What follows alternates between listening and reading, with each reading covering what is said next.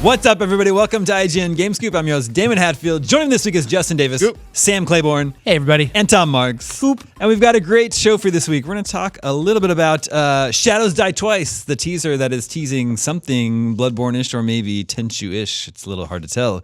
We'll also talk about the top 25 PlayStation 1 games as rated by IGN in 2002. Oh, boy. Not updated since. But first, our little baby, our little bundle of joy, the Nintendo Switch is turning 1 year old this Saturday. It's hard to believe. They grow up so fast. Justin, you know. Yeah. You're a double dad. Yeah. This is kind of like your honorary third kid. Yeah. I know. That's what we call the Switch in my house. Is one any different than zero with humans? Yes. Yeah. Very different. They crawl. They walk. Oh, walk. Okay. Well, that's terrifying. Start saying some stuff. Yeah, maybe. Do you think the Switch is walking? It can walk if you carry it around. Yeah. You can walk, take it out anywhere. Once you get the Labo thing, it'll jiggle around. You made one of those. Literally walk at that point. If you guys haven't seen this, Tom used cardboard and made Labo prototypes. They're sitting on his desk right now, and one of them actually moved. A very little bit. I think so. The thing I want to wait for is I think the problem was we didn't have the right vibration thing that the game has. So I want to plug in the controllers when we actually get the cart. I want to plug in the controllers on my homemade one with the actual technology and see if it works. Well, the Nintendo Switch turns one this Saturday, March 3rd. We're going to get a cake. There's going to be a cake. There will be cake. There will be cake. Hopefully the cake is not a lie. Pizza. Everyone is excited. Dave Brown in Gloucester, England wrote in. Gloucester? He says, "What's up, Pog cameos? The Nintendo Switch turns 1 year old this week, and I, for one, cannot think of another console with a better launch year. Zelda, Mario Kart, Splatoon 2, Odyssey, the Nindies, the list goes on and on. Do you think Nintendo is able to keep up the stellar launch schedule into the second year? What would you like to see from them, and what do you expect to see from them?" No, and I have no idea. Dave's not the only one. Rachel from Trinidad and Tobago writes us again, saying, "Looking back at the Switch's launch year, Nintendo released two of the greatest games ever made, broke sales records across the globe, restored faith in their company, and did all of that while innovating again with gaming hardware. Seems like year one was a whirlwind, and now that we're reaching a point of calm, I've been hearing a lot of skeptical chatter regarding the Switch in 2018. Can the Switch's momentum be maintained this year, or do you think that the 2018 lineup of new games and ports won't be enough to guarantee an equally or increasingly successful second year? P.S. Damon, Trinidad and Tobago is the full name of my country. It's a small twin island nation in the Caribbean." So I know that. So the islands are exactly the same? This is not identical twin. We're just going to start another misnomer for the next week. I was just going to say, before we answer these questions, we know that Trinidad and Tobago is one country. When we were saying you had to pick one, Rachel, that was a joke. Yep. Yeah. We're just joshing. And it sounds like a lovely country that I'd very much like to go to. Yeah, sounds great. Yeah. Especially this time of year. Soccer tradition. Ooh. So the Nintendo Switch, year one, was it the best launch year ever for a console? It's up there. Definitely. It was a pretty great launch year. Like I remember back when it was, I think it was like 6 months into the Switch, I was on NBC and we were talking about how was the Switch's year, and I was kind of harsh on its lineup back then, but I think I've come around. The fact that Nintendo made Zelda and Mario in the same year that they also launched a new console to rave reviews is mind-boggling. And that their quality was so high. Yeah. Both of the best entries in both series in years, I think. I mean, they said that in the email, right? These are two of the best games that I think I've maybe ever played, and the same year, the same company on a brand new system is really impressive. It's hard. The year one stuff, the farther away you get from it, the harder and harder it is to, just sort of parse out. You forget, your memory gets fuzzy, right? I love my PS4. It's my console of choice this generation. But its first year, it was Killzone Shadowfall. I don't really know.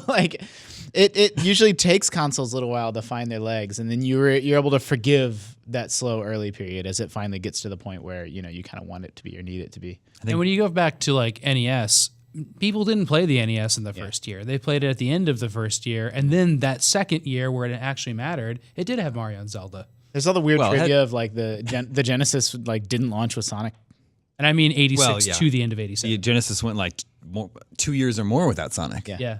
A boxing game that everybody loved. Yep. Yeah. It's also crazy to think back to when the Switch was first launching, when it was first coming out. And the big criticism of the Switch at launch was doesn't have any games. Like, there's not really much to do with this. Like, when are the games going to come out for the Switch? And then it was like a few months in, everyone was like, all right, there's some good stuff. And then like a few months later, it was like, oh my God, please stop releasing games for the Switch. There's like 20 coming out every week. There's like 20 indie games. You know what fills in the holes is that there's those indie games that we all gave really high scores to that are still smaller, like Stardew Valley, or what's the horror game that came out? Outlast. Outlast today. Just surprise release. I mean, it's like those kind of things are like filling in these like crazy gaps to make it that year just feel incredible. The GameCube launched with Smash and Pikmin, which were incredible. You know, What about Luigi's Mansion? and Luigi's Mansion. And it didn't launch with either of those. That was Well, they came year one, right? Yeah.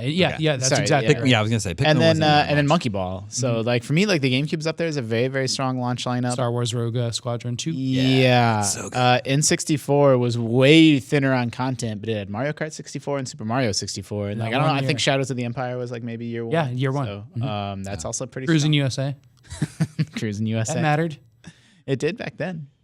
Yeah, they've had like these periodic temple releases starting with Zelda. They had Splatoon 2 and ARMS, and Clearly there's very deliberate on there. Mario Kart, Mario plus Rabbids, Mario Odyssey. But then in between all that, like you're saying, like every week there was at least one real gem, I think, of an indie game released from you said Stardew Valley, Night in the Woods, SteamWorld Dig 2. The caps of Mario and Zelda are just incredible to me. Yeah. I can't believe that. Have they ever done both in 1 year, in year one before? Think so. But to the point of where do they go from here? Yeah, I mean that's the downside, right? Like we got awesome Mario and Zelda games in 1 year, but then it's kind of like, oh, like where? Like, but they're doing Pokemon.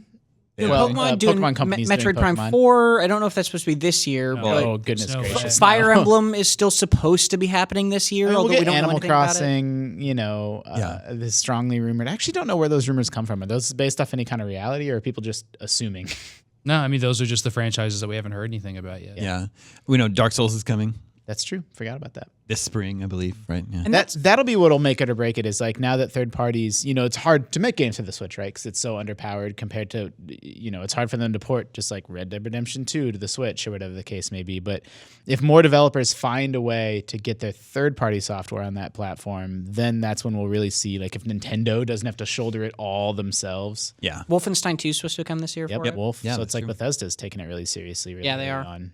Yeah. But that's always been kind of like one of the pitfalls of Nintendo consoles, right? Is like I always I love Nintendo. I absolutely love Nintendo, and I've had basically every console they've ever made. But like, there's always a certain point, kind of late in the cycle of that console's life, where they're like start to like run out of steam in a big way. I feel like. I mean, the thing that always indicated it to me was when I would like go to Blockbuster to rent games, and like the Nintendo section would be like one rack, and then they'd have like 4 racks for Xbox and 4 racks for PlayStation. Yeah. And I don't feel like that's going to happen as much, mainly because of all the incredible indies that are coming out for Switch. But like that is a real concern because it is a thing that happens a lot with Nintendo systems. I mean, Splatoon is not my thing. I don't dislike it. It's just not my personal taste. But you got to give them so much credit for just not like they get accused of being the company of just Mario and Zelda, but they haven't been for like decades, right? Like Animal Crossing is huge.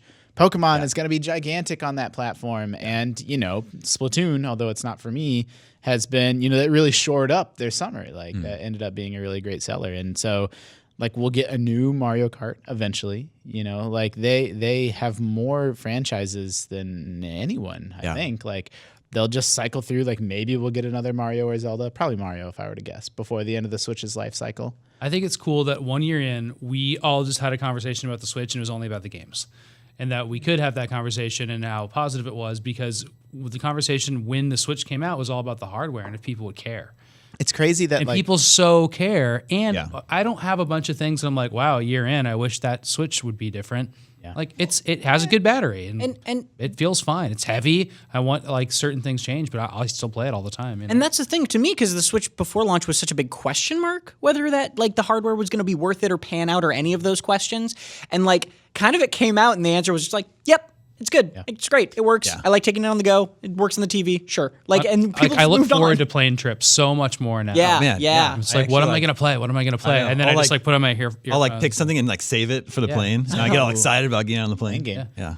It is interesting that I do like the hardware a lot, but the software I think is actually a really big step back. I really like the personality of the Wii U and the Wii. It's like the interface, you mean? And the Like- 3DS. And Nintendo really leaned into this sort You're of talking about the operating system, right? yeah, Software. like or just whereas the Switch could not Yeah. possibly be more bare bones. And I kind of go back and forth on like, was that a deliberate pullback on their part, or was it just look like we got to get this console out the door? Like Yeah, focus on the games, not on the. it's OS or 1 something. year later and online's not here. Like any other company on earth. That is a would've disappointment. Absolutely. And been raked it over kind of worked in their favor. yeah. Think so? They put out these big single player games. Well, yeah, I mean, sure, I appreciate that, but I would also, I mean, it's something to criticize, but it's not something that stopped everybody from getting Switches. Yeah. Like I miss- that strategy worked for them. I miss like the shop music and just Yeah. the weird, just the quirkiness is absent. I mean, it doesn't even have an online browser yet. Like, is a very kind of simple, glaring absence in that same Netflix. way. Yeah. yeah, don't have Netflix. They have Hulu, but then like they got Payday 2 recently, 2. but there's no voice chat in that game, which Yeah. hinders your ability to. To coordinate with the team as Payday exactly. requires. Yeah, there's definitely still things like that. I mean, there's also the thing about like the dock is still just kind of bad and clunky, and third-party docks have solved a lot of the problems that Nintendo created. Did you get a with their third dock. party? I haven't gotten one yet, but I've been thinking about it a lot. The truth is, I played my Switch more on the train than I do docked. But I know Philip has a really nice one that he has at his desk that's like much simpler to use. The idea is that it doesn't scratch, and then it's easy just to sell Yeah, it. I think that Nintendo wanted to have a nice silhouette that looked like a console to sell, and that's why they did this upright dock that covers it on both sides. And the truth is, they don't like it. Doesn't need to be this big thing. It could be a much more elegant thing. And It'd be so third much party, happier to just plug an HDMI cable directly into the Switch and just Yeah. let it sit. Remember how funny we thought it was too that they deliberately covered the screen? They're like, it's not two screens ever. Yeah. Yeah. Whereas Yeah, like that's some like cool indie developer may want to use that spare screen, but they're like, no, Yep. we're covering it. Yeah. Funny. Yeah. Do you ever use the touchscreen on the Yeah, Switch? for shopping. Interesting. Yeah, for shopping and like typing in like your password and stuff. I haven't played That's my the only Switch time. since Mario. I keep thinking, so I own Darkest Dungeon on PC and on iPad, and I'm thinking, I keep in the back of my head, if I were to go back to my Switch, that's the game that I might just pick up and run through again. The game is really good. Yep. I played it again on Switch.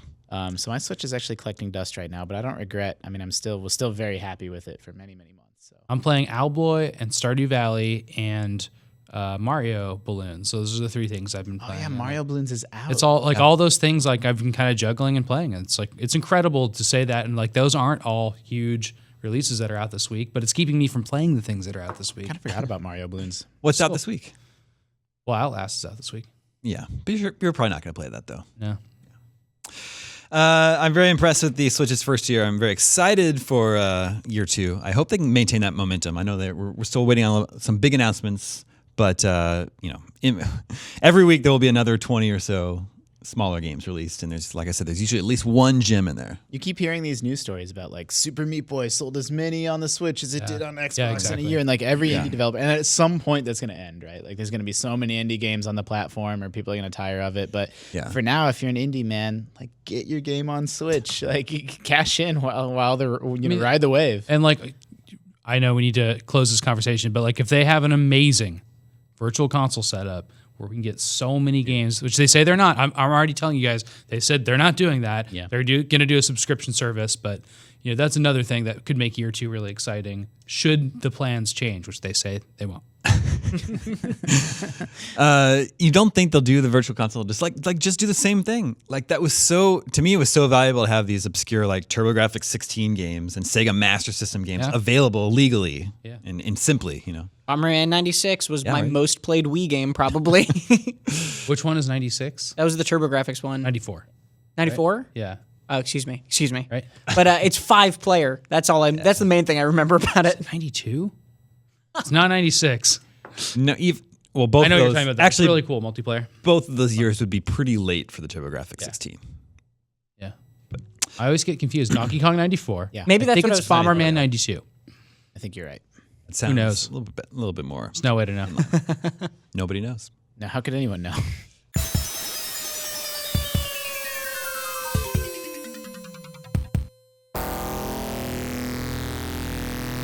Moving on. Remember during the Game Awards in December, there was a teaser for something. The teaser itself, I think, is called Shadows Die Twice. It was a brief graphic, and then that text came up on the screen. So people call it the Shadows Die Twice teaser, and it's from Software, so people are thinking maybe it's Bloodborne 2, another Bloodborne.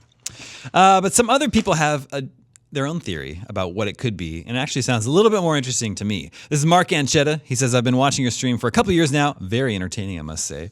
Get your yucks in because I'm emailing you from an AOL email address. Oh, yeah. That's why Damon picked it. That's why. That's how I pick what emails we're going to read out. I've come across something interesting about Shadows Die Twice. I've been snooping around the interwebs and read on a few posts that the trailer wasn't exactly teasing Bloodborne 2. Instead, the trailer was teasing a new Tenchu game. A few reasons why that may be. Number one, the writing in the background is a form of Japanese kanji written in cursive. Mm-hmm. Number two, there is a hidden kunai in the middle of that torture contraption rope thingy. Anybody know what a kunai is? It's that throwing star that ninjas use. Cool. Yeah. And number three, the title itself is a reference to a cutscene in Tenchu 3. It's not a shuriken? No, different thing. In Tenchu 3, Wrath of Heaven, where Rikimaru talks about sending out his shadow, and then later refers to himself as another shadow. That's a deep cut. Coincidence? Yes. Also, next year will be the 10th anniversary of Tenchu Shadow Assassins for the PSP. That's pretty good. I'm excited for a new Bloodborne game, but I'm even more psyched to have a new Tenchu game come out for current consoles, hopefully. And you've played Tenchus? Yeah, like Explain. Back in the day. It's a ninja stealth, kind of like a top-down ninja stealth game. I'm sure they would change it. Probably wouldn't be a top-down game today. Like Metal Gear style top-down? I mean, like that style? I know it wasn't always top-down. A little bit more. The cameras up high. I think One Metal Gear Solid 1. Metal Gear Solid 1. Actually, yeah, it's probably a bit more like You know what I that. mean? Where it was really pulled out. Is that what it's influenced by? Didn't they make? I'm only on my phone because I'm trying to look up From Software. They made a Shadow, like a proto Dark Souls game called Shadow Tower. There was another game that had Shadow in the title. It was basically like Dark Souls, but you had a gun. And then there's 3D Game Heroes, which I hope it is. You think Shadows Die Twice is teasing 3D Dot Game Heroes Shadow 2? Tower, yeah, they released. That's what Chloe Rad is our resident Dark Souls mega fan, and she keeps going crazy because everyone's speculating on what game this is, and people for no reason think it's Bloodborne. It's like they made a game called Shadow Tower, Yeah. Well, it's not for no reason. It's because everyone really wants it to be Bloodborne. And why would you make a different game? Yeah. It's probably so it can be multi-platform. Tenchu is a good bet, but Shadow Tower is a possibility. That was a convincing argument. I'm sold. I would be stoked if it were a new Tenchu game, although I would be a little surprised because Tenchu is not a very well-known name these days. But FromSoft can do what they want now. That's true. They've got that Bloodborne money. Yeah. So, I don't know. I would be stoked for a new Tenchu game. But he also has a question. Which game from the past would you love to be remade or reimagined for today's consoles? Oh, boy. That's pretty open-ended, but it's obviously for all of us, all four of us here, Hudson's Adventure Island 2. Yeah. Sam speaks for us, yeah. But why 2 specifically? Because you can ride dinosaurs in it. And you can't in the first one? No. That was the first one, you just ride a skateboard at best, and that's hard. And you can collect a bee, you can throw a rock, but or an axe. But in 2, you hop on all manner of dinosaurs, and they have big, cute eyes. I don't have the 2 franchises that I desperately want to come back. Maybe I just have Nintendo on the mind. Are F-Zero and Advance Wars. Yeah. I don't particularly care for anyone to be, remade or re-released, but just please come back from the dead in some form. So that would be 2 and 3 after Adventure Island 2. Okay. Yeah, sure. You've got a Wargroove coming. That's still coming? That's still coming. Not quite from Chucklefish. the same. It's kind of Advance Wars like, but fantasy. And there's an Advance Wars called something Steel, Iron, something. Yeah, there's 2 of them. Oh, there's 2 now? No, thought excuse me. one There's on Wargroove. Switch. There's 2 Advance Wars clones coming to Switch. Okay. Wargroove and then that one. Okay, I yeah. thought there was one that came out and then it was just okay. Is that not true? Yeah, there was. I'm just blanking on the name right now. And it was a spiritual successor. It was kickstarted. It was from, I think, the original creators. And it was fine. I'm an Advance Wars purist, and so I get my eye twitches a little bit when someone's like, "Oh, there's these other turn-based strategy games coming," but I'm like, for me, it's not the same. I ran an Advance Wars fan site and all that stuff. I want the real thing. Do you want Monkey Ball back? Yeah, I want Monkey Ball back too. No motion controls, though. No motion controls and no jump button. Oh, I'm gonna flip this table over. What were they thinking? What was the name of the minigame mode where you roll down the big slide and then Monkey Target. You glide? Yeah. Oh, that was so good. Dude, let's hook up. Do we have a GameCube hooked up? No. We can. I don't have any We have meetings so this many afternoon. Wiis. Let's play Monkey Target. Tom, what game you want either remade or reimagined?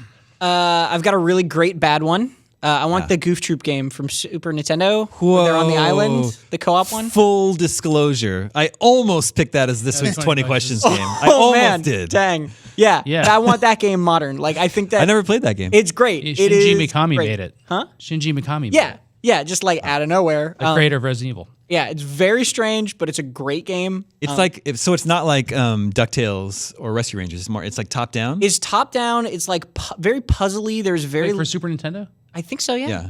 Yeah.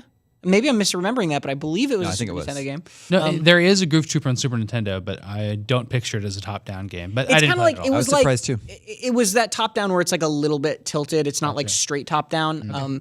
And yeah, it was this really cool thing where you had to like pick up items and like certain items could only interact with certain things. So you had to like the map was like almost Metroidvania-y, even though it's way overused now. But like you would have to explore it and like get the right item to go through the right puzzle section. Like Fester's Quest. and as single chip Which player, is what I would like to have remastered. By the way. The Adams Family, Fester's Quest. And as a single player, you control both of them and you swap, and then you could play 2-player where you're both going. And that game was great. Game was great. I think it would be right at home nowadays amongst other indies or even major. And also, like Disney has done a lot of cool stuff with like redesigning Goofy and like their characters in recent years, and like those kind of core characters. So I think there's a like way to do that same IP like in a very interesting, cool new art style. But nobody's making new games with classic Disney characters right now, are they? That's not a thing. Kingdom that's Hearts? happening? Well, there's Kingdom Hearts, yeah, but not like a straight like No, Disney I don't. game. I don't There's think no so. like cool Disney platformers. Yeah. You know what I legit like is a Goonies 2D Metroidvania style game, Ah, okay, like Goonies 2 on NES or Goonies the arcade game. but good. Yeah, but good. With mermaids. Mermaids are perfectly acceptable. Mine would be. I think fighting games are kind of having a renaissance right now. So it's time to bring back Rival Schools from Capcom, the high school fighting game where every fighter is a high school cliche. You got The geek and the jock. the photographer, the swimmer, the like Maniac baseball Mansion. player. It's so good. How can the geek hang fighting. with any of them? Doesn't the jock just Just beats their asses. Okay, fair enough. So we know it's not Goof Troop today. Yeah. So there you go. One down. Freebie. One down. Yeah, gave you a freebie What there. your question for That that? was really good. Let's share what we've been playing. Sam, you're saying you're playing Mario Odyssey Balloons, Owlboy, and Stardew. and still Stardew Mostly Valley. Owlboy, which Ow- I'm not where- as far as you are. Where are you in Stardew? Year 3, month 2. Oh boy, you're almost I got there. married. I married the mean girl. Oh, what? Why? It was an interesting story. Okay. She ended up liking photography. Yeah. I thought that was cool. It's artsy. Yeah, she's still mean to people. Yeah. I asked her to dance at the very first thing, and she just says, said "Ew." "ew," and I was like, "I'm done with you." Yeah, Yeah. lots I'm of her never gonna dialogue. talk to you again. Lots of her dialogue is you. But we got close and, started a farm. I actually didn't play any Owlboy this week. I played through more of Wolfenstein 2 last night. Another like crazy set piece that I don't want to share or don't want to spoil for people who haven't played the game yet. But like that game is just like crazy thing after crazy thing. They packed so much into that game. It's really cool. It almost has like a deceptively slow start, even though that's on like an amazing Nazi submarine Yeah, airship or whatever. It's that. Yeah, It feels, it's true. and then it just gets better. It's a little bit more conventional. Like that would have been the final level of another game. Yeah. But no. That's actually a really good way to put it. Like it opens on what would have been a previous game's Yeah. climax. Yeah.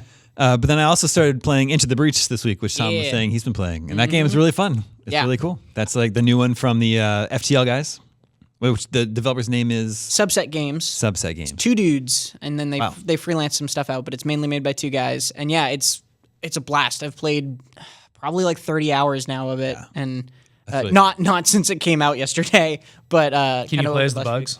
No. No deal. I was actually thinking about that this morning. That it would be cool if they had like some sort of mode in it that was like a flipped mode. Yeah. Try to destroy cities, but That'd be fun.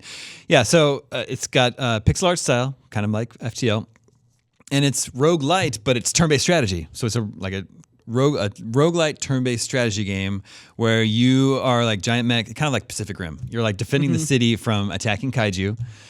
But it's on like it's kind of like a small playing field. 8 It's by like 8. 8 by 8. So, but within that small space, they introduce a lot of variables, and there's a lot of different things to consider. And before you make your move, you kind of have to plan out how things are going to go as best you can, and then hope for the best. And then what carries over between rounds? The roguelikeness. So maybe Tom can explain this better, but the lose condition of your whole like run is when the cities lose all their health, and so you have to prevent the kaiju from attacking the buildings and causing damage.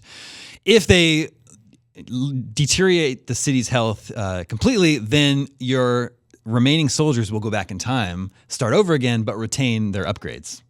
But if you have no more soldiers left and it's just AI pilots operating your mechs, when the cities are destroyed, then your whole campaign is wiped and you start over from zero. Is that correct? Is that accurate? Yeah. Can you reset the system before that happens? No, so it's when you die and you go back in time, you get to save one of your pilots, like you were saying. That comes save with one. Yeah, and that comes with their upgrades. But you may not have any left. Exactly, and you might not have any left. But the kind of outside of the game progression is you unlock new mechs and you unlock new like starting pilots. Okay, that so you you're can never start a going to run with. lose all of that. No, you always have 3 mechs, and you go into a run, and it's kind of just like a thematic thing with the time travel that I really like, where it's like in a run of FTL, when you die, you just lose and you start over, and you've unlocked some other things that you can now start fresh with. There's no story tying that reset together. No, there's no story tying the reset together in FTL. It's just like you begin a new story. In this one, you're like, we failed, we got to go back in time and try again, and like then you go back, but the run is still like an FTL run where it's like you try and you win or you lose, and then you go back and you win or you lose and you go back. Yeah, it's really fun. You get to It's see the great. time machine? No, the time machine is. It's like a time vortex opens up and you get like beamed out. Sam's asking the important question. I'm interested in what the time machines would look like.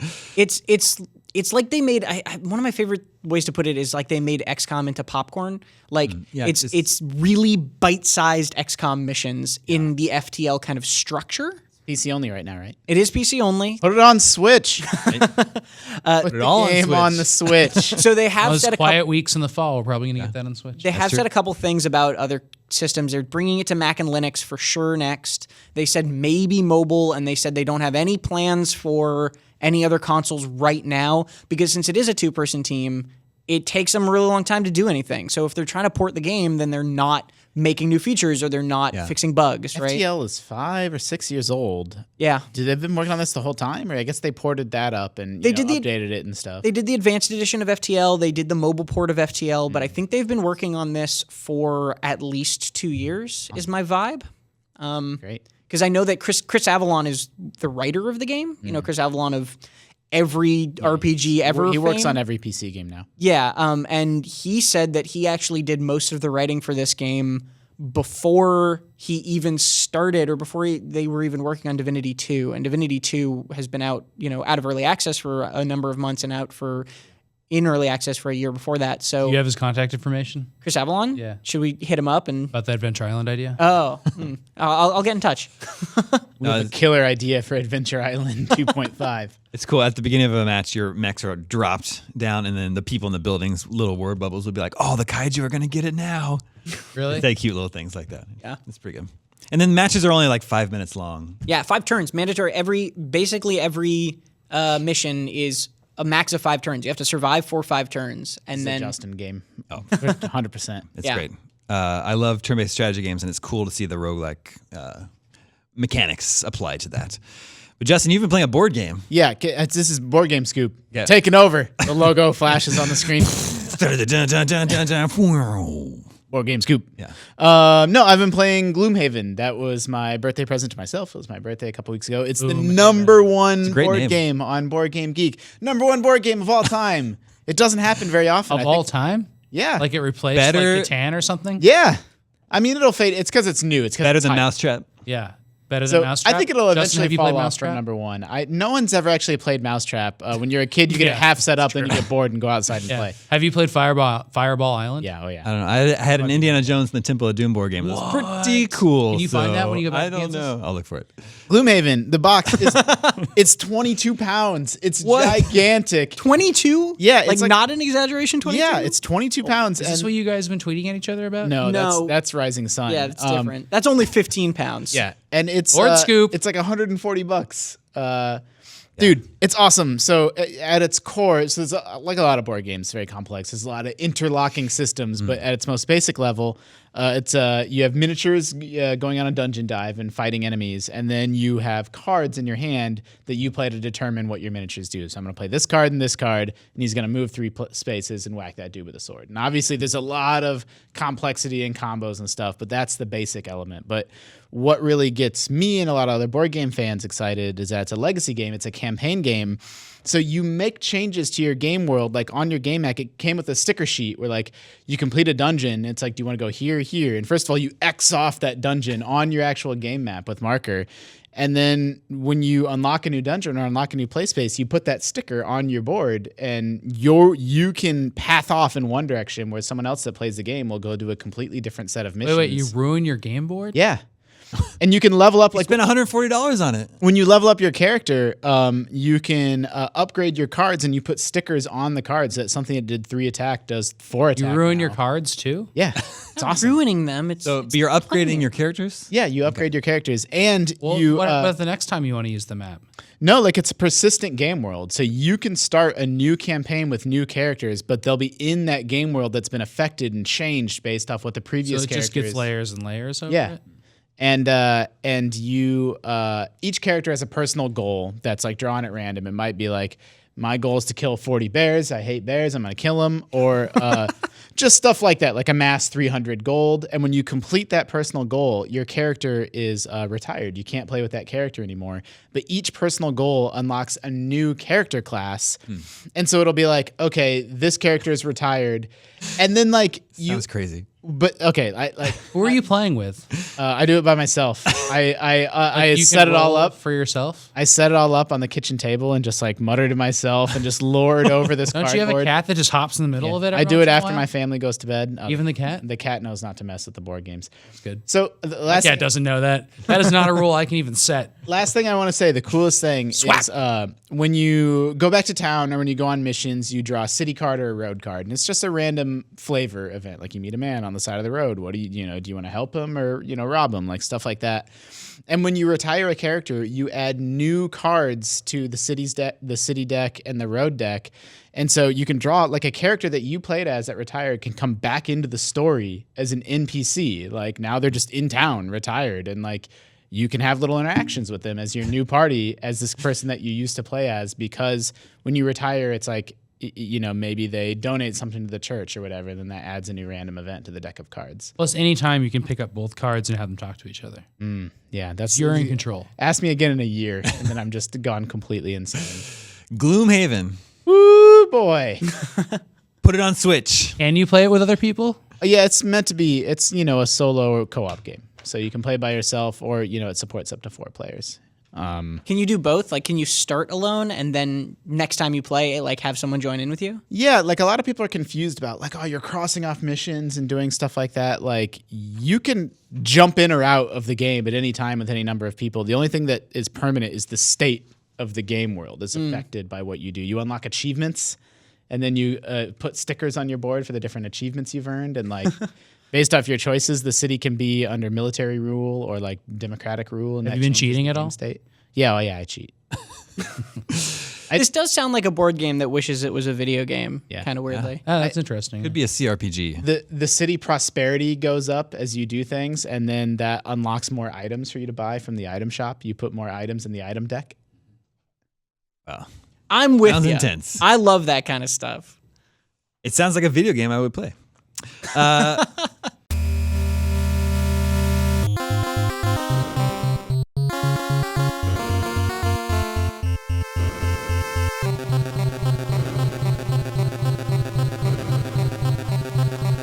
Let's check in with the listeners. What's up? Hey, listeners. Listeners, remember you can always reach us at the email address gamescoop@ign.com, just like Blake A. Etheridge did. And he says, so I just picked up a PS1 and a Dreamcast. Whoa. Now I need to know what game the Omega Cops think are must plays for these systems. And yes, I have checked IGN's website and couldn't find a top 10 list for these. Let's see what you guys can come up with. Damon found you those top 10 lists. Virtua Tennis. Blake, we do have top 25 lists for both the PS1 and the Dreamcast. However, admittedly, our PS1 list has not been updated since 2002, and our Legible. but it's legible. But to be fair, what update would you have made in the last? Yeah, here's the second part I'm of just it. saying maybe we would feel things need to be rearranged. enough. The Dreamcast list though is illegible. Like the formatting it hasn't survived, even though it was updated in 2009. That's the down. Did Levi Buchanan do it? No, I think it was like Hillary and Eric Brudvig. Like IGN's Ryan been Geddes. online for 20 years. The oldest articles go back 20 years. More than 20 and years now, yeah. Sometimes you go back and, we've just migrated the site dozens of times. Yeah. Not dozens, but, many, many times since then. And sometimes you'll go back and it's like, oh, this article is still all there. It's just words and you can read it. But sometimes they're just completely broken and we don't know why. Yeah. Frames. I blame it on frames. Probably Like, frames. it's like putting No in a frames is even sentence worse. in Google Translate and like translating it to Japanese and then back to English and then back to Japanese and like seeing what it says. Yeah. So I do at least have the top 25 PS1 games from IGN in 2002. You didn't even try to get the Dream. You can look in the back end and get the Dreamcast one. No, I didn't do it. Sorry. We don't need to just get Virtua Tennis. That's fine. This list would have been put together by Doug Perry, Dave Smith, and a few other people who were before my time. I don't even know those people. But number 25 is Tenchu Stealth Assassins. There it is. Oh, The original Tenchu there. Nice. 24 is Super Puzzle Fighter 2 Turbo, a game which I like very much, but I'm a little surprised it's not. But I will say, if he's looking for real recommendations for PS1 games to get, like Super Puzzle Fighter is on other platforms. A lot of so you these don't are probably available. need to like Final Fantasy Tactics. You can play that on other platforms. one of the all-time greats. But definitely one of the all-time greats. 22 is Lunar Silver Star Story Complete, which I'm sure Caleb Lawson would agree with. Also been ported. Since PS1 to what? It's at least on iPad, but it's probably on other platforms too. 21 is Medal of Honor, the original Medal of Honor. Wow, weird. The last Medal Oh boy. of Honor was in 2012. Medal of Honor Warfighter, I think so. I don't think Medal of Honor is a very good game. That's the first one that I've really disagreed with. That's a Steven Spielberg game. Yeah. Yeah, it is. 20 was Crash Bandicoot Warped. 19 was Siphon Filter, and that game is awesome. That was like, it was kind of like a Metal Gear Solid ripoff of the time. But you had a taser, and you could burn people to death with it. It was great. What else do you need? Yeah. 18 is Final Fantasy VII. At this point, though, do you think you should just wait for the remake? No. Play that one? No?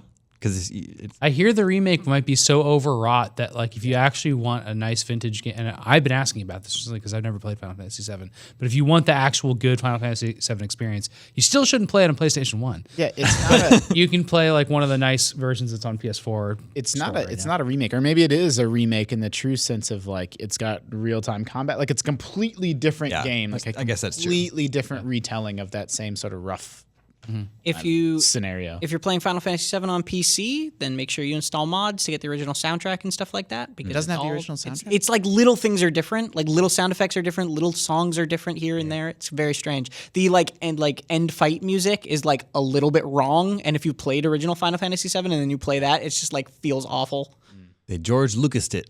a little bit. 17 is Grandia, Grandia, JRPG. I've never played that one, dude, but I know people love like it. It's I don't know that I was about to say it's my favorite JRPG of all time. Then I'm like, oh yeah, Chrono Trigger and other games exist, but Grandia is really truly excellent, and I will say it has the best battle system of any JRPG of all time. What's the Twitter description of its battle system? Well, the Twitter descriptions are kind of long now, so maybe I need to. come up with So this. there's a timeline that runs along the bottom of the screen, and it advances forward. And when you reach the end of the timeline, it's your turn to go. But you can whack enemies and like knock them back on the timeline. So then it's like a gamble, like, oh, they're about to go and they're about to attack. But if I can interrupt them, it'll push them back on the timeline. And like manipulating the turn order of when people get to attack and interrupting their attacks is a really, really strong risk reward system that carries you through the whole game. 16 is Parappa the Rapper. Though that was re-released last year, I believe. 15 is Madden NFL 2000. Oh, well, who could forget? It's the best Madden yet. Apparently that was a pretty good one. 14 is Silent Hill. That one's really good. I don't know what the best way to play that game is today. The original Silent Hill. Good question. 13 is Wipeout XL. 12 is Driver. Remember Driver, where you were like an undercover cop posing as a getaway driver, I think? Yeah. What is it? Top down? In that early I don't state? think so. I think Driver 3 was the one that was like 3D. I think. Yeah. Oh, it so the has to original be. Driver is PlayStation 1. Like, there's no 3D. That's not true. Like Gran Turismo is on PS1. well, Like open world, like Yeah. Okay. All right. Well, but what about GTA? That was top down on PS1. GTA 3? It wasn't on PS1. It was on PS2. Oh, sorry. Yeah, you're right. Sorry. 11 was Tekken 3. And that was definitely a phenomenon when it was released back in the day. I don't know what it is about Tekken 3. Like, everyone on Earth owned it and Yeah. played it. Like, I'm not a fighting game guy, and for some reason, I don't even know where it came from or how I got it, but I had a copy of Tekken 3 that I played all the time. I always played as Gon. Those were Same. ubiquitous. Yeah. That was like the second wave of like Yeah, that's when I got super my PS1. popular fighting games, really. 10 is Ridge Racer Type 4.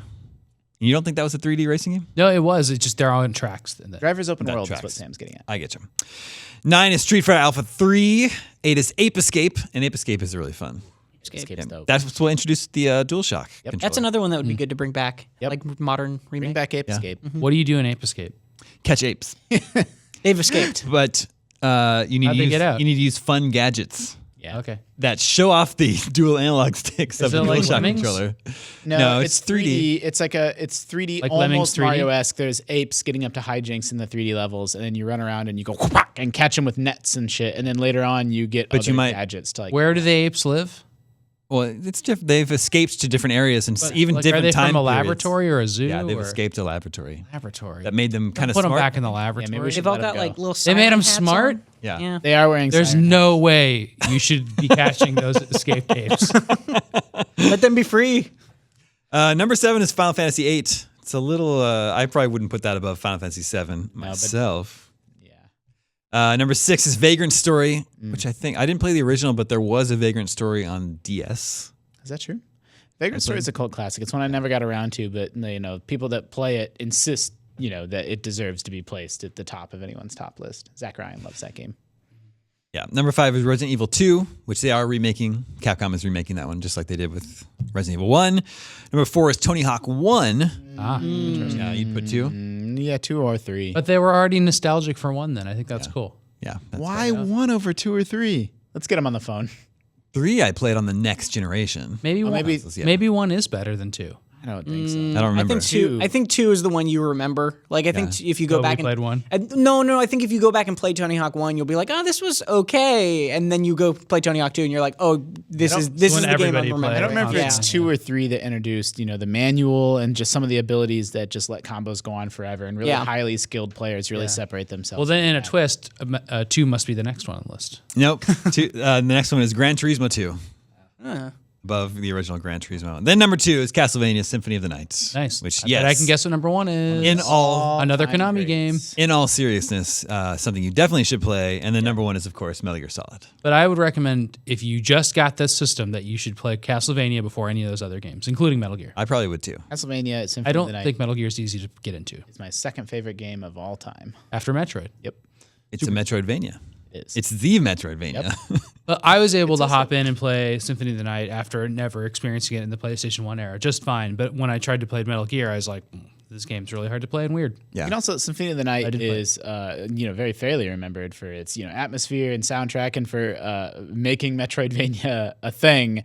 But that game was like really RPG-like. Like you could equip different weapons and armor that like changed your character build in really meaningful ways. And I think that's like an overlooked portion of what made that game part of a classic. Like one person might play that game, sword and board, and another character might play it really differently. And With the jewel knuckles. like their Alucard would feel really different. And there's guns, right? Maybe not in Symphony. There's a lot of actually. weapons. There's an Aria of Sorrow. I always played with a shield that did damage whenever it touched enemies, and then That's it was cool. you had to get right up next to them and like rub them with the shield. I would recommend 2 more games that are not available on any other platform. They haven't been re-released or remastered or anything. That would be Einhander. That was just a SquareSoft 2D shooter when Squaresoft was like experimenting with other genres outside of JRPGs, and it's excellent. It's very, very cool. And then also, of course, Rival Schools. Oh, I thought you were going to say Jammer Lammy. Jammer Lammy is the sequel to Parappa the Rapper. Just a spin. fact. There's an actual sequel to Parappa. If you Well, then, yeah. if you want a game that kind of doesn't have you can't get the experience of anywhere else but the PlayStation 1, there's the Monster Rancher game. Yep. Do you guys remember that? You would Yeah. because If you Monster have Funny Rancher. story, Tom. Yeah. That was one of our 20 questions that nobody would have ever gotten. Oh really? Controversy. You guys got to bring Shoulda it on had you earlier. there, Yeah, yeah. seriously. The Monster Rancher game is that game's great. I mean, that was one of the games. For full disclosure, at the time this list was made in 2001, I was 10. So like my memory is selective in the games, but I very distinctly remember freaking out because if I put the soundtrack to The Little Mermaid in as a disc in the PS1, you would get a very specific monster that was like aquatic themed that you could only get from that disc. For those who don't know, I'm going to sound like a crazy person talking about this. That's fine. Monster Rancher, you would literally like the thing about Monster Rancher, the anime, is that they would unlock these monsters from stone discs. And so the game, you would open up the system, take out the game disc while it was running, which also blew my mind as a kid, put in literally any And other if you needed CD. to stop the spinning disc, you just put your finger on it. Great. That was the best feeling. Yeah. And it leaves a nice line where you left off, so you know where you left off. And then you could put in literally any other CD and it would read that disc somehow, give you a monster based on something in the CD. And there were specific Easter egg CDs that were Easter eggs that would give you specific things, and it was because like Sony was the publisher of that soundtrack. And Some so, holiday CDs would give you like Yeah. Christmas themed monsters. Wait, do you think that one wasn't a coincidence? No, that one was not a coincidence. That one was like And it was for the soundtrack? yeah, it was like Sony. This is what I remember. The Little maybe wrong. Mermaid. If Sony published the soundtrack of The Little Mermaid, is what I remember, and so they specifically pulled out that thing as a thing. Here's And what I like, hope. Everything's I hope that- better down where I it's hope that better. everything Tom has said on GameSkip this week is a lie. There's no Goof Troop game on SNES. That I hope whole so, too. Monster Hunter anecdote's not true. We'll never know. Your mileage on Monster Hunter may vary depending on how many CDs you have lying around your house. point. I wonder if Blu-ray would work in that. Who knows? What are some Do you quick? want that series to come back? What are some quick Dreamcast recommendations we would make? Virtua Tennis. Virtua Tennis. Skies of Arcadia. I was going to ask Skies if you'd of recommend Arcadia. Skies of Arcadia. But Yeah. get I mean, it Legends- on the GameCube. Yeah, the GameCube version's better, but still good game. Marvel vs. Capcom 2 is on Dreamcast, and man, the sprite work is so excellent. I watched Zach Ryan play Sonic Adventure for about an hour, and it's the funniest, stupidest game. Yeah. Yeah, it doesn't hold up. And I like Sonic games. I'm not one of the people that don't like Sonic games. No, one of those. That one is really bad. Jet Set? Jet Set, which one? Radio? Jet Set Radio, and then Jet Set Radio Future was Grind? or Jet Grind. Was Jet Grind Radio the original? I can't remember which the original I get was. them mixed up too. Jet Grind was the original. people and then Jet Set was Flip their wigs for Crazy Taxi.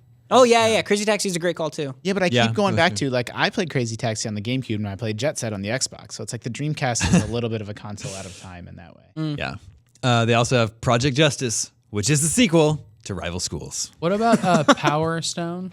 There's Yeah. Power Yeah, Stone Power 1 and Stone. 2. Yeah. Those people love those games. Yeah. Yeah. Those are like played a different type of like a brawling multiplayer game. We Blue Stinger is one of the first video games I can remember seeing where I'm like, games will never look better than this. Blue Stinger. We did it. And if you look at it now, it's it's horrible, but Yeah. The Dreamcast is home to What many. about Shenmue? Well, they're remaking that one too. I don't know. well, maybe. they're making Shenmue 3. Are they remaking Oh, one? well, I think they announced remasters don't of know, 1 and did 2, they? yeah. And then the Dreamcast, like the Sega Saturn before, it is home to many great arcade shooter conversions like Ikaruga, Mars Matrix, Twinkle Star Sprites, Gunbird 2, and Gigawing 1 and 2. And that's just a Gigawing. sample. Just a sample of a really great And I hear arcade Typing the Dead is really fun, if you have a if you have a keyboard ready to go, yeah. which I do. And I've still never played Dreamcast. Never played any Dreamcast game? But I have one and a keyboard. I just don't have any games. the Just get Dreamcast. Project Justice. We'll play. I think that was the last console I can remember. We've talked before on the show of that wonderful feeling of waiting, several years to get a console, and you get it really cheap, and you get a bunch of games, and just on the cheap, you have like 10 new things to play through, and that was my Dreamcast experience. Got it right at the end, like the console's like $50, and then And just- that's why the Dreamcast died. yeah, for sure. Now every other console I buy at or near launch. All right, moving on. This is Dwayne Welty in Columbia, Missouri. Represent. He says, I've been visiting IGN for over 20 years. Not over. You must have remembered our list of Yeah, top it's 25 21 now. PS1 games. You're He says, your show is my rock. It's been there for me through career changes, marriage, buying a house, having twins, all of life's little adventures. So first and foremost, thank you. Thank you, Dwayne Welty. We're doing nothing up here. Second, I have a question that's been nagging me for quite some time. I've heard over and over that video game companies don't do pixel art anymore because it's just too expensive. Instead, they opt for an artistic 3D style or gulp 2.5D if they don't feel like selling any copies. But how does this jive with the thriving indie scene where developers produce fantastic pixel art games on small budgets with even smaller teams? There's obviously a market out there for this style. I know I'm not the only 30-something that can't get enough. Shovel Knight and Axiom Verge are my favorite games of the past 10 years. I will choose pixels over polygons every time. Same. So, but I don't think expense has anything to do with the reason why Activision and EA aren't making pixel games. I mean, but I definitely think they just don't employ 2D artists anymore. Like that expertise is not in the building. Well, yeah, but I also think just the general video game audience is expecting something a little more realistic. In Call of Duty and in Destiny 2, you think they can get away with doing pixel art? I think he's talking about like Mega Man, you know. So like Mega Man 11 is not using pixel art. Oh, yeah. That's what you're saying. Yeah, but here's the thing: is that there are new art styles being used, like in Limbo and stuff like that, which are as artistically interesting as something that would now be like retro looking in pixels. Like you have to choose your style, and they're not just choosing realism, which is good.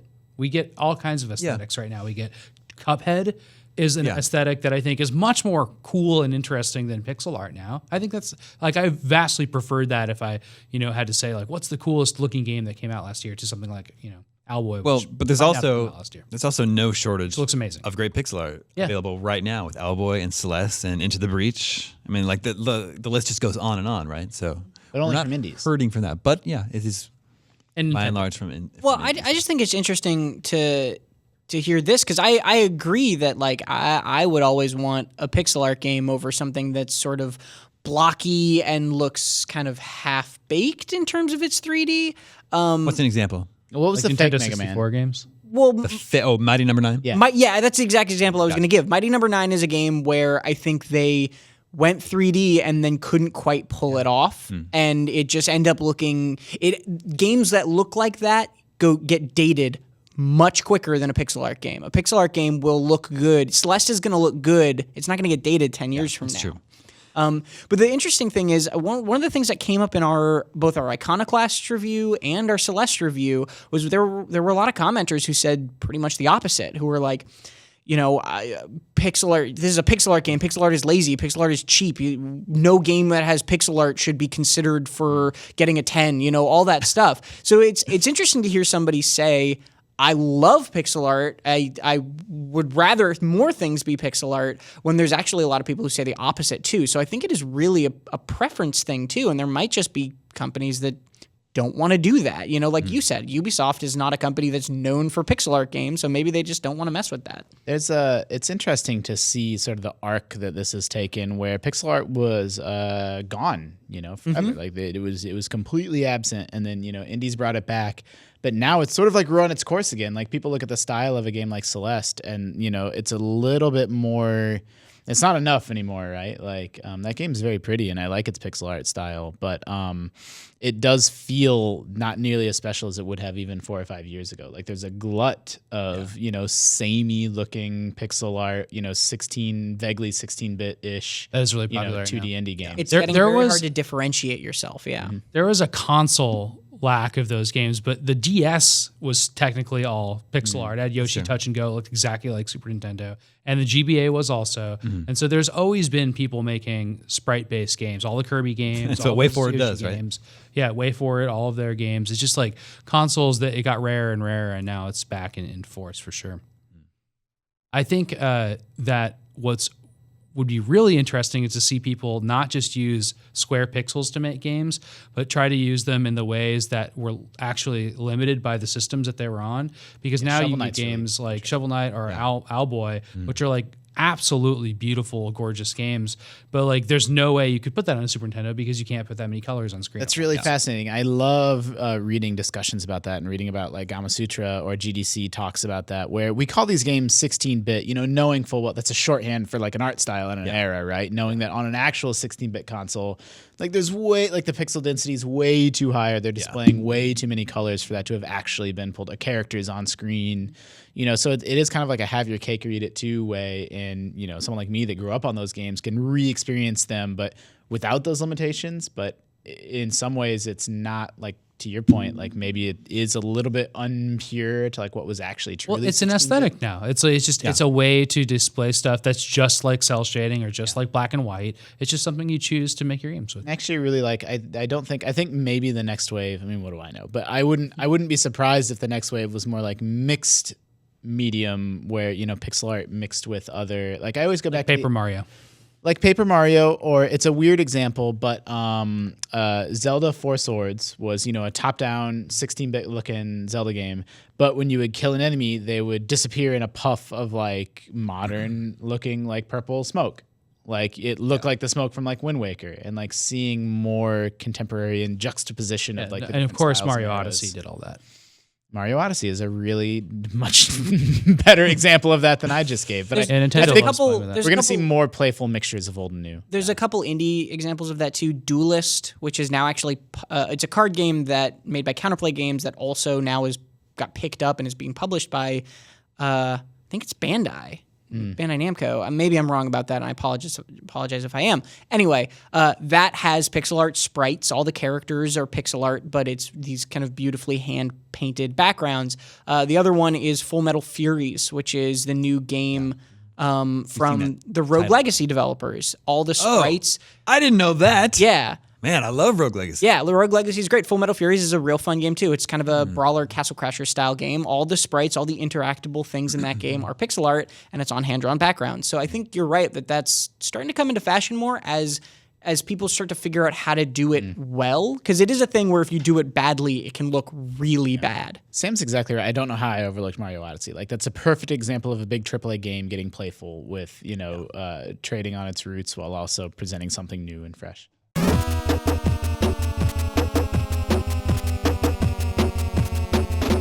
All right, and that brings us to video game 20 questions. Our suggestion this week comes from Matthias Mondo, and it is not Goof Troop. Not Goof Troop. That's a freebie. Not Goof Troop. Is it Goof Troop? No, wait, no. And that's been... Yeah. Okay, does your character speak? He was prepared for the hat thing. Yeah. Your character, I don't... Does Goofy speak? He does, but Pluto does. I'll give you that one free because I don't know if your character speaks. All right, so we're back to square zero. Good. You can keep asking until you get one that you can answer. That's fine. We can move on. Was this game... is this from before 1990? No. Is this game in a... Is this... I need to ask a context question real quick to you guys. Does he only do older games generally, or No, it's a mix. He does it all over the okay? place. Then I'll go. Is this game from either this or the last generation? So Past two generations. Past two So that's PS4 and 3. Yeah. no. Okay. But so now I'm all kinds of messed up. So it's not from the 80s or 70s, but it's also not from like the 2010s, give or take. PS3 is 2007. So I'm gonna. Okay, was this game released in the 90s? Yes. Okay. Was this on a Nintendo platform? Yes. Cool. It's giving you, Tom. Was this game So on 90s? That's 90s is just N64 and SNES. Yeah. Was this game on a 64-bit? That's NES, Game Boy. Oh, okay. Virtual Okay. Boy. Yeah. Was this game on a 64-bit console? That would be the N64. No. Okay. Oh, I see what was tripping you up there. What is it? Like maybe the PS1 or something was 32-bit, and Yeah. I was trying to be cutesy, but then I got too clever with it. So it could be handheld, but that means it's most likely SNES. Guys, I think it's Goof Troop. We are. It could be. He didn't know if the character talked. And Yeah. Is this made in Japan? Yes. Is it a first-party Nintendo game? Is it a first-party Nintendo game? No. Is this a SNES game? Did this game actually release don't on the know if it's only on SNES? Was this game on the SNES? No. So it's not N64 or SNES, Yeah. and it was made in Japan. So it's what, Game Boy? But we know Was it. this on the? yeah. Yeah. Was this a handheld game? No. So it's late NES. He did it to us again. Yeah. Oh man. Was this a late NES game? No. Whoa! That's 10. So I thought it was a Nintendo. wait. You asked But it was released If it's in the on a 90s. Nintendo system, yeah. Yeah. Oh, so we don't know if it's Nintendo. Okay. But wait, but it's not 64. It's not. Damon's a jerk. It was on like the NES. Wii I'm U not a Virtual jerk. Console or Right. something. Right. Okay. No. Wait, no. Why would that be? Because we eliminated all the 90s Nintendo consoles. No, we must not have. We did, okay, so we did NES, SNES, Game Boy, and all handhelds, and we did N64, and the GameCube didn't come out till the 2000s. So there's still Virtual Boy. Unless, is he getting us on a technicality? Was the 64 not technically 64-bit or something like that? It was. Okay. I mean, I appreciate your line of thinking, but Game Boy. sometimes it's not a handheld. could have been Virtual Boy. Sometimes games are released for more than one system Here we go. in different years. Oh, okay. That's what I Yeah. mean. So it's probably came out on something else in the same way that Final Fantasy VII Or came Is out this on a PC 16-bit later. wait. game? No, wait. I think it was probably a late N64 game again. That's what hosed you the episode I wasn't No, on. but you said it was on a 64-bit yeah, system. you're right. Is this a 16-bit game? No. No, but we already know it's not on the SNES. That doesn't matter. It could have come to the Virtual Console on the Wii, and it could be on the Genesis or TurboGrafx 16. So we just eliminated TurboGrafx and Genesis. Okay. I Does that mean it could still be PlayStation? don't know. I don't think any I don't, PlayStation. I don't games know. came We've out. asked 11 questions. I know absolutely nothing about this game, except it was made in Japan, not by Nintendo. I mean, it could be Final Fantasy something. Was this on PlayStation? No. Why do you keep asking these questions? Because we need to know what console it's on. How are we going to get the game if we don't know what console it's on? It's from the 90s. Okay. Seriously, like I don't know how they would go about this. Yeah. I'm blanking on what else could be in the 90s. It could be on Dreamcast. It could be on 32X or Saturn or. We know it was made in Japan. Mm-hmm. It could be helpful to know if it was like Konami or Capcom. Could be arcade. Or arcade. It's like back in that era. It's like all Konami and Capcom, right? Sega, maybe. Yeah, it could be. I guess I would still go for systems. If you guys don't want to go for systems, that's fine. I don't know how we're going to get it out of Was this game made by Capcom? No. So it could have been an arcade game in the 90s that then came to a Nintendo console later, right? Like that's Yes. what we've determined? Yes. Okay. Then I'm just going to ask All it. Was this an arcade game? Yes. Okay. Teenage Mutant Ninja Turtles 2, Turtles in Time. Yeah, or the Simpsons arcade game. Was this a licensed game? No. So Crazy Taxi? Crazy Taxi did Crazy Taxi come to Eventually. Nintendo? Yeah. Crazy Taxi, Soul Calibur, One of Tekken. Yeah. Should you just ask if it's a fighting game? Yeah. Is it a fighting game? No. Okay. So you got racing. You got. Is it a game where you're fighting the traffic? That's not an actual question. Is it a driving game?